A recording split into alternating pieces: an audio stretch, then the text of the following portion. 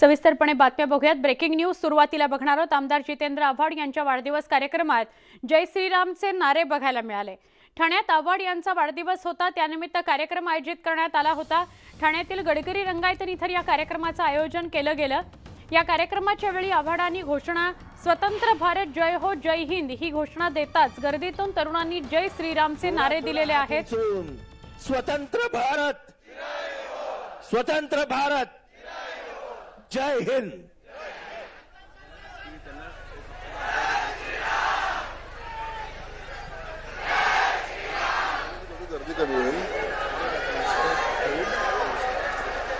ज्या विद्यार्थ्यांना बक्षीस आदर स्वतंत्र भारत, जोरात बोला हात उंचून। स्वतंत्र भारत, स्वतंत्र भारत, जय हिंद।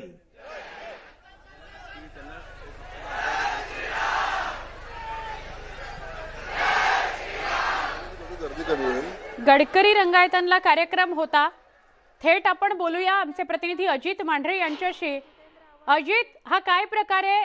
जितेंद्र आव्हाड यांच्या वाढदिवसानिमित्तच्या कार्यक्रमामध्ये जय श्रीरामचे नारे बघायला मिळाले, काय अधिक सांगाल?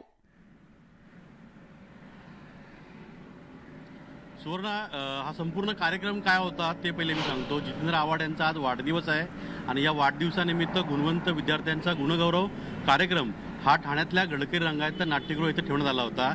या कार्यक्रमाच्या आधी आव्हाडांनी सर्व मुलांची, जे गुणवंत विद्यार्थी होते, जे निमंत्रित होते, या सर्व जे विद्यार्थी त्यांच्याशी संभाषण केलं, त्यांच्याशी इंटरॅक्शन केलं। कशा पद्धतीने देशामध्ये काय महत्त्वाच्या घटना घडत आहेत, व्हॉट्सअपद्वारे कशा पद्धतीनं अनेक जे मेसेज ते फिरवले जात आहेत आणि यामुळे धार्मिक तेढ निर्माण करण्याचं काम केलं जात आहे। मणिपूरला नेमकं काय घडलं आणि लोकांपर्यंत काय पोहोचलेलं आहे, जयपूरच्या ट्रेनमध्ये काय घडलेलं आहे, अशा विविध पद्धतीच्या घटना ज्या आहेत, ज्या राष्ट्रवादी काँग्रेस असेल किंवा काँग्रेस असेल, ह्या अनेक वेळा या घटनांवरती बोललेल्या आहेत। या घटना कशा घडल्या आणि तुमच्यापर्यंत काय नेमकं पोहोचतंय हे त्यांनी मुलांना सांगून देण्याचा प्रयत्न केला। त्यांच्याशी संभाषण देखील केलं, अनेकांशी त्यांनी प्रश्नोत्तर देखील केलं।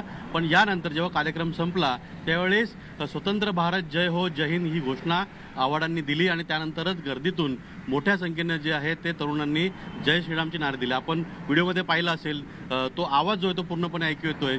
आव्हाडांच्या कार्यक्रमामध्ये अशा पद्धतीनं जय श्रीरामचे नारे देणं हे कुठेतरी एक राजकीय विषय हा बनलेला आहे।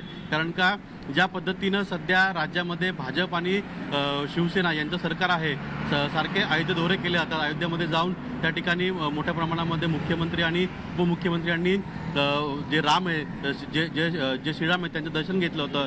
त्यावेळी तो एक फार मोठा राजकीय विषय ठरला होता। अनेक वेळा अयोध्या मंदिरावरून विषय झाला होता।